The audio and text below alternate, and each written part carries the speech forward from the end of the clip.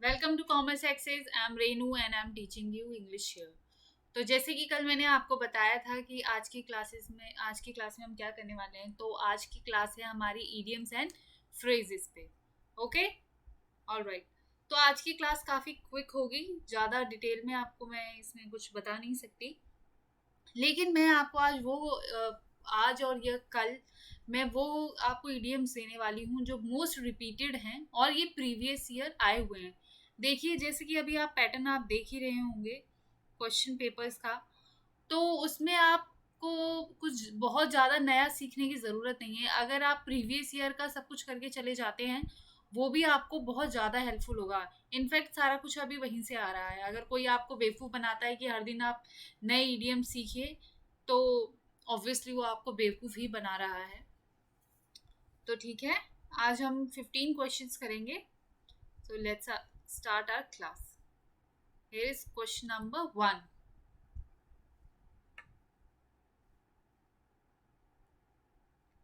Under a cloud. Under a cloud. अब इनके जल्दी से ऑप्शंस पढ़िए। Experiencing cloudy weather, enjoying favourable luck, under suspicion, under observation. देखिए, जब भी हमें आप नॉर्मल लाइफ में एक बार ही सोच कर देखिए कि जब भी लोग कहते हैं कि हम शक के घेरे में हैं, शक के घेरे में हैं और क्या बोलते हैं, हमारे ऊपर बादल छाए हुए हैं, ऐसा कुछ बोलते हैं लोग, है ना। तो इसी तरीके से आपको अपनी हर चीज जो ये इडियम्स हैं, आपको अपनी रेगुलर लाइफ से इनको कनेक्ट करते हुए ही आपको उनके आंसर्स को ऑप्ट करना है, राइट। तो इसका आंसर क्या हो गया? Obviously under suspicion, right. शक के दायरे में, under suspicion. Okay, question number 2। All at sea, happy, sad, puzzle, triumphant. ये देखिए, टी जो है स्मॉल में यहाँ पे छोटा बन गया है, कोई बात नहीं। तो अब बताइए आप, इसका क्या होगा? इसका हैप्पी। अच्छा, एक और बात यहाँ पे सबसे पहले वो डिस्कस कर लेते हैं। हम एक बार अपनी नॉर्मल लाइफ में सोचिए कि एक इंसान जो है वो नदी के पास या फिर अ, समुद्र के पास आके यहाँ पर बैठ के अकेला क्या सोच रहा होता है।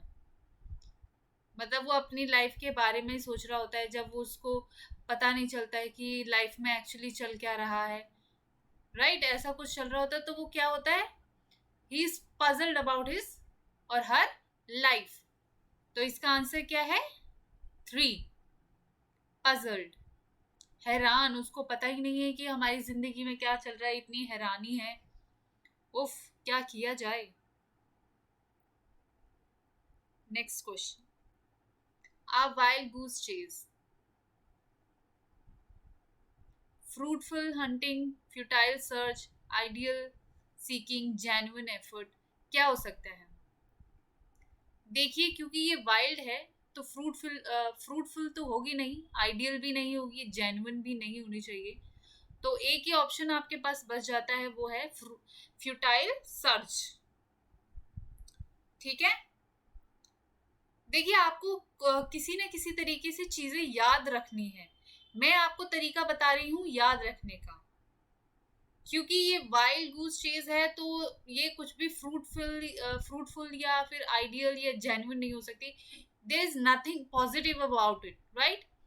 आपको वाइल्ड चीज एक नेगेटिव सॉरी नेगेटिव एनर्जी की वाइब्स देती है, तो ये फ्यूटाइल सर्च हो जाएगा। सो द आंसर इज 2, व्यर्थ की खोज। आप हर एक ईडियम को हिंदी में भी याद रखने की कोशिश कीजिए और अपनी नॉर्मल रेगुलर जो रूटीन लाइफ है उससे ऐड करने की कोशिश कीजिए, और देखिए ये आपको इजीली याद भी हो जाएंगे और ये एकदम करेक्ट मार्क कर पाएंगे आप। So next is question number 4। Does not hold water. Does not hold water, options हैं does not deserve appreciation, does not fulfill the requirements, cannot be believed, cannot be valued। तो इसका क्या होगा? देखिए, obviously negative है something, और जब आप इनके ऑप्शंस पढ़ रहे हैं सब में नेगेटिव ही दिया हुआ है, तो आप कुछ भी हो सकता है। तो इसका जो आंसर है वो है कैन नॉट बी बिलीव्ड। अब हम इसको कैसे याद रखेंगे? हम कोई चीज है जो पानी हम पकड़ सकते हैं, can we hold water? No we can't, so it's can't be believed, does not hold water. वो बिलीव नहीं किया जा सकता क्योंकि वो पानी, something related to water can't be believed because water can't be hold. ठीक है, विश्वास नहीं किया जा सकता जिस चीज पर, does not hold water and does not hold ground, ऐसा भी बोला जाता है, things does not hold ground and water. ठीक है, फेयर एंड स्क्वायर, ये तो आपने बहुत बार सुना होगा लोगों को कहते हुए fair and square. Active, honest, business like, authoritative, बताइए क्या होगा इसका?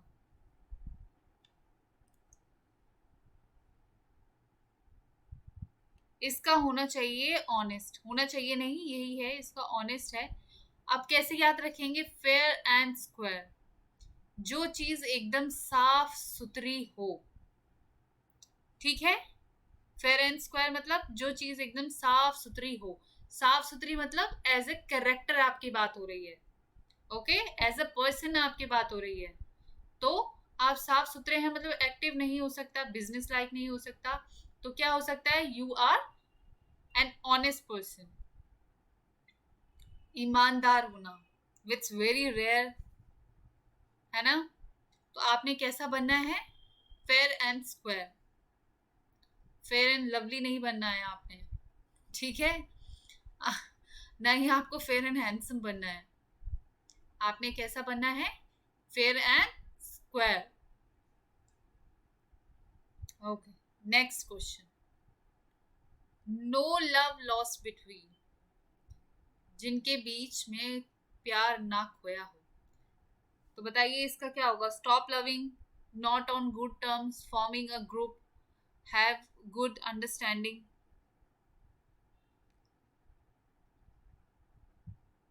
देखिए, नो लव लॉस्ट बिटवीन, इसका क्या होगा? Stop loving, no. क्यों नो? क्योंकि देखिए, आप नो लव लॉस्ट बिटवीन, आप मतलब कि किसी के बीच में प्यार ना खोना। स्टॉप लविंग तो यहाँ पे कहीं आता भी नहीं है अगर हम इसका लिटरल मीनिंग भी देखें तो। ठीक है, तो एक ये चीज है नो लव लॉस्ट बिटवीन, एक तरीके का ये सरकाजम है। नॉट ऑन गुड टर्म्स, ये इसका राइट आंसर है। फॉर्मिंग अ ग्रुप, ये तो कहाँ से आ गया? It's really senseless. Have good understanding, ये भी हो सकता है, लेकिन आप ये देखिए something, there is something negative about this phrase और इडियम। तो हैव गुड अंडरस्टैंडिंग तो आपको पॉजिटिव वाइब्स देता है, तो इसलिए आप इसको एलिमिनेट कर सकते हैं।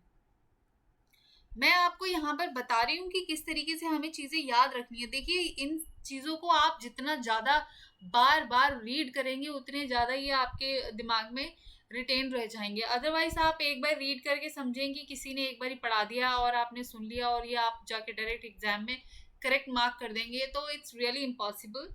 अगर आप चाहते हैं कि ये आपके दिमाग में रहे तो आपको बार बार पढ़ना पड़ेगा। तो आप बार बार उन चीज़ों को समझिए और उन चीज़ों को स्पेशली किसी न किसी चीज़ से रिलेट करके याद रखिए, क्योंकि आपको ये बहुत सारे, कम से कम 1000 इडियम्स याद रखने हैं आपने। तो आप 1000 इडियम्स को किसी न किसी चीज़ को रिलेट करके ही याद रख सकते हैं। समझ रहे हैं आप मेरी बात? तो नो लव लॉस्ट बिटवीन का मतलब होता है दो लोग जो अच्छी शर्तों पर ना हो। ठीक है, कि हम दोनों के बीच में कोई प्यार नहीं खोया, क्योंकि हमारे बीच में कोई प्यार था ही नहीं, राइट? ऐसा कुछ। आप क्वेश्चन की वाइब्स को समझने की कोशिश कीजिए।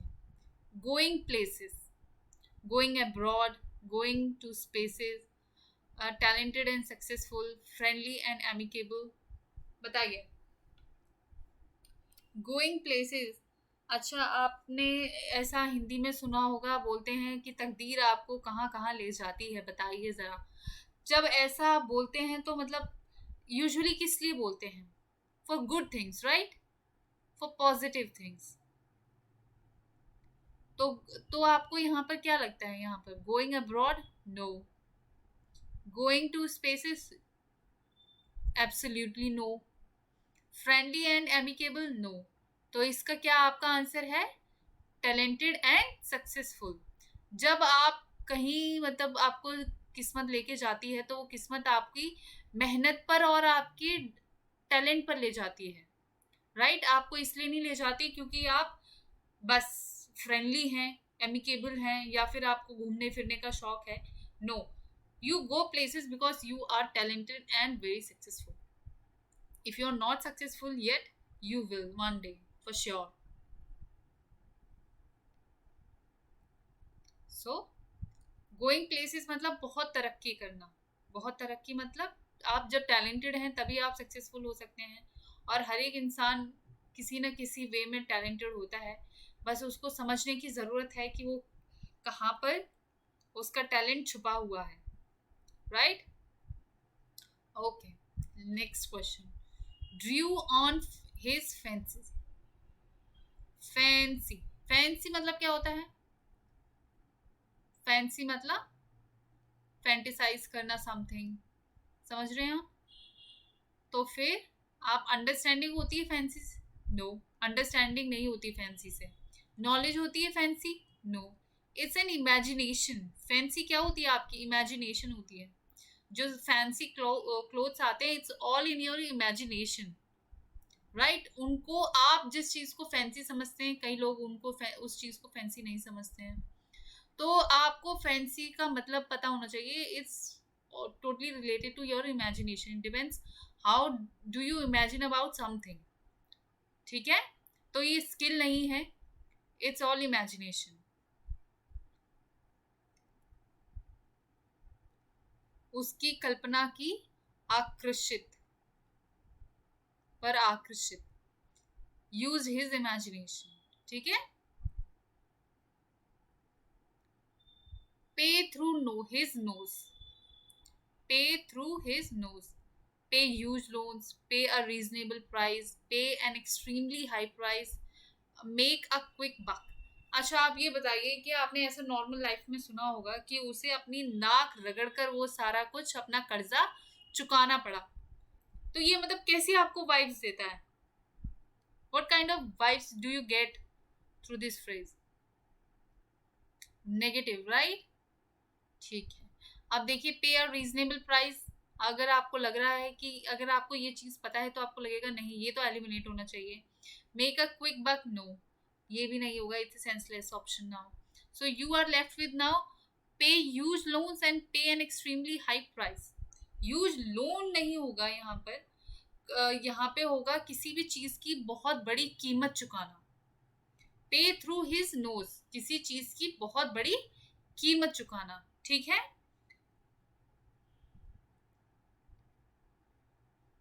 बहुत अधिक कीमत चुकाना किसी चीज की. Pay through his nose. Question number 10. Rest on their laurels. To be unhappy, motivated, impatient और टू बी कॉम्प्लिसेंट. बताइए क्या होना चाहिए इसका?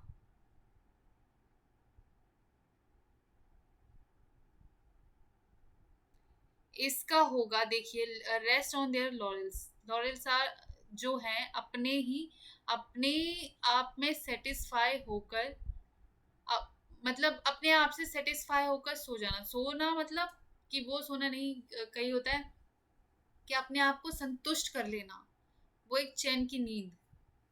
तो वो अब देखिए, अगर आपको थोड़ी भी वोकैब आती है तो आप समझ जाएंगे ये कॉम्प्लेसेंट मतलब क्या होता है. It means self satisfied. ठीक है? तो आपको अपनी वोकैब पे भी काम करना है. You have to work on your vocab as well. So what's the right option? Option number 4, संतुष्ट होना. To give a piece of mind. To be nice.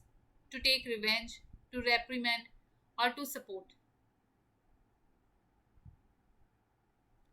देखिए उस कई बार हम अपने बोलते हैं ना ऐसे कि आने दो उसको, उसको तो मैं अच्छे से आज बताऊंगी, उसको तो मैं आज उसका दिमाग ठिकाने पर लगा दूंगी, ऐसा कुछ बोलते हैं हम अपनी हिंदी में।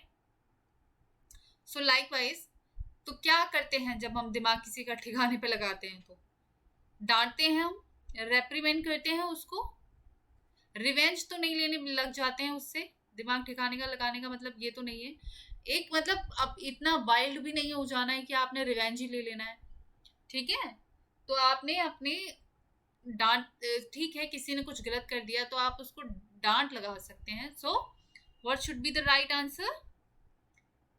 3। मैंने जैसे कि आपको बताया थोड़ी बहुत तो आपको वोकैब पे काम करना ही पड़ेगा। रेप्रीमेंड मतलब होता है डांटना, तो हम किस तरीके से याद रखेंगे? To give a piece of mind, कि उसका दिमाग ठिकाने पे लगा देना, मतलब डांट देना उसको, डांट फटकार करना उसे।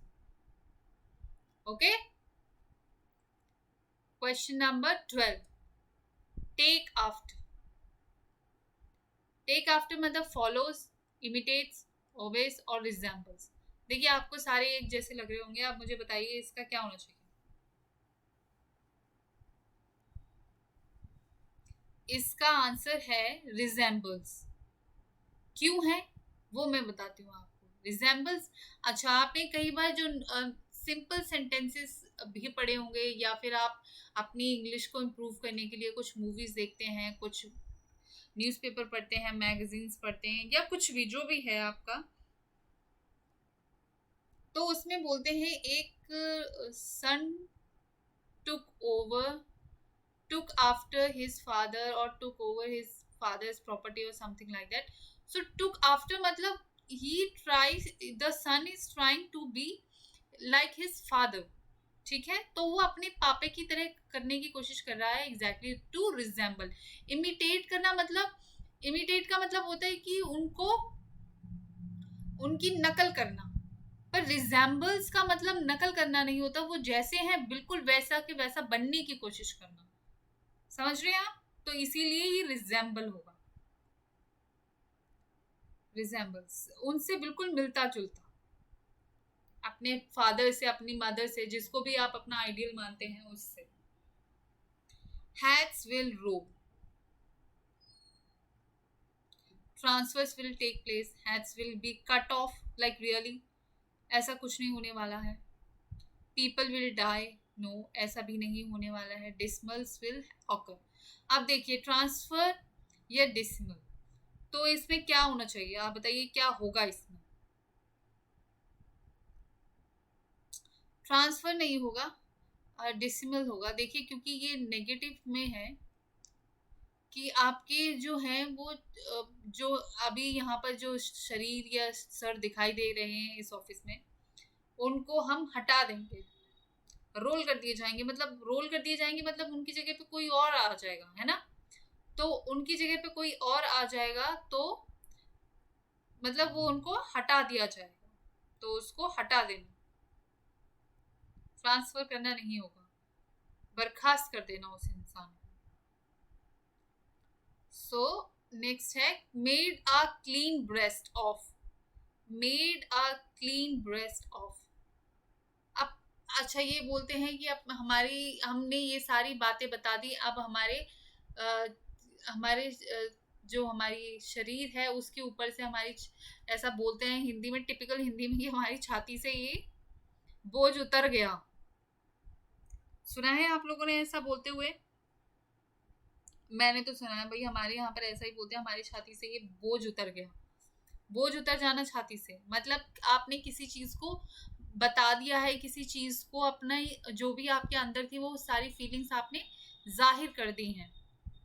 तो फेस ब्रेवली नहीं है, आपने जाहिर कर दी है वो फीलिंग्स, आपने कुछ लड़ाई वड़ाई नहीं की है, और ये तो बिल्कुल ही सेंसलेस है। तो confess without reserve, confess without reserve मतलब आपने कुछ नहीं अपने रिजर्व में रखा है पीछे, आपने जो भी था आपने सब कुछ आगे बता दिया है, right? So confess without reserve. Okay, this is the last question for today. To keep up. ये तो आजकल लाइफ में बहुत ही मतलब नॉर्मल है. कुछ words, to keep up, to move on, trying to be hard, to keep up, ऐसा बोलते हैं हम लोग. तो क्या मतलब है उसका? इमिटेट करने की कोशिश? नो. देखिए, इमिटेट करना इज नॉट हार्ड. वही मैंने बोला कि आपको कैसे याद करके रखना है सेंटेंसेस, वो आपको अपनी रेगुलर लाइफ में सोचना है. तो मैंने जैसे बोला, हम लोग नॉर्मल लाइफ में क्या यूज करते हैं आजकल? Trying hard to keep up, ऐसा बोलते हैं हम, है ना? तो क्या मतलब होता है इसका?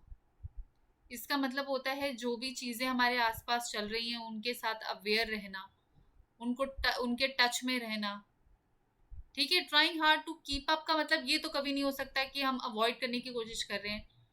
टू बी ऑन पार मतलब किसी एक पार मतलब होता है कि किसी एक बेंचमार्क तक पहुंचने की कोशिश करना. पर वो नहीं है यहाँ पर. हम किसी बेंचमार्क तक पहुंचने की कोशिश नहीं कर रहे हैं. हम चीज़ों को जो हमारे आसपास हैं या फिर जिस चीज़ में हम इन्वॉल्व हैं या फिर आसपास हमारी सराउंडिंग है, उन सब चीज़ों को अब ध्यान में रख रहे हैं. उन चीज़ों से हम क्या है, अवेयर्ड हैं. तो हम उन सब चीज़ों को क्या कर रहे हैं? To keep in touch. So what's the right answer? Two. संपर्क में रहना, टू कीप इन टच, चीजों की जानकारी में रखना. ठीक है. तो ये आज का सेशन बहुत क्विक था. मैंने आपको पहले भी बताया, स्टार्टिंग में बता दिया था आज का सेशन बहुत क्विक होगा. क्योंकि देखिए, बिना मतलब मैं आपका यहाँ पे टाइम वेस्ट करूँ, उल्टी सीधी चीज़ें बताऊँ आपको, मैं और फालतू तरीके से समझाने की कोशिश करूँ, तो आपको बेसिकली मैं आपको एकदम स्ट्रेट फॉरवर्ड पढ़ा रही हूँ. पिछली क्लासेस भी जो मैंने ली हैं उसमें भी मैंने आपको एलिमिनेशन से ही बताया है. तो मैं बिना मतलब का आपके ऊपर कोई ज्ञान नहीं थोपने वाली हूँ, छोड़ने वाली हूँ. तो जो भी स्ट्रेट फॉरवर्ड चीज़ें हैं वो मैं आपको बता रही हूँ और वो आपको सीखनी है. देखिए, आपको याद करनी ही पड़ेंगी चीज़ें. आप किस तरीके से अपनी वो चीज़ों को मोर फन बना लेते हैं, मोर कनेक्टेड बना लेते हैं अपनी रेगुलर लाइफ से, वो उतनी ही ईजी हो जाएंगी आपके लिए. जैसे कि मैंने आज आपको बताया, जो भी इडियम फ्रेजेस पढ़वाए हैं आपको, मैंने आपको कहीं ना कहीं बताया कि हम कैसे रूटीन लाइफ में जो नॉर्मल लैंग्वेज यूज़ करते हैं उसके थ्रू हम कनेक्ट करेंगे इडियम एंड फ्रेजेस को. सिर्फ इडियम एंड फ्रेजेस को ही नहीं, हम इसी तरीके से अपनी वोकैब को भी करेंगे. फाइन. तो आज की आपको क्लास कैसी लगी मुझे ज़रूर कमेंट सेक्शन में ज़रूर ज़रूर बताइएगा. और अगर मैं आपके लिए कुछ भी इम्प्रूवमेंट कर सकती हूँ इस क्लास में, तो आप वो भी मुझे कमेंट सेक्शन में ज़रूर बताइएगा. और आज पहली बार आप मेरी क्लास अटेंड कर रहे हैं तो please like, share and subscribe this channel, ताकि मैं यहाँ पर और आगे कंटिन्यू कर सकूँ. हालांकि अभी मेरा पूरा कोर्स चलने वाला है यहाँ पर. अगर आपको नहीं पता मैं यहाँ पर क्या क्या करवाने वाली हूँ, तो मेरी एक इंट्रोडक्टरी क्लास हुई थी, वो आप ज़रूर देखिए और आपको पता चलेगा कि मैं यहाँ पर कौन कौन से टॉपिक्स को कवर करने वाली हूँ. So thank you so much for watching me here on commerce access. And please don't forget to be good human, because good humans are very rare today and nowadays, like, so please, thank you so much. Now it's time to sign off. Thank you.